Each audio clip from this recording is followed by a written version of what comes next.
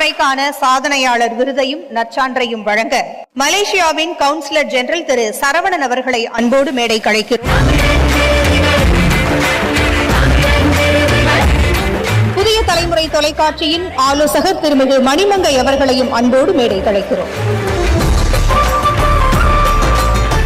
அடுத்ததாக தொழில்துறை சாதனையாளர் விருதையும் நற்சான்றையும் வழங்குவதற்காக எழுத்தாளரும் பட்டிமன்ற பேச்சாளருமான திருமிகு கவிதா ஜவஹர் அவர்களை மேடைக்கு அழைக்கிறோம்.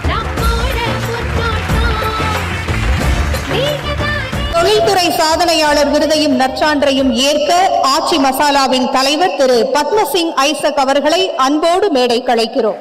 பைசா கோபுரம் சாயாது, ஐசக் தோள்களும் தாழாது, வீறு கொண்டு எழுவே வெற்றி நூறு நிஜமே.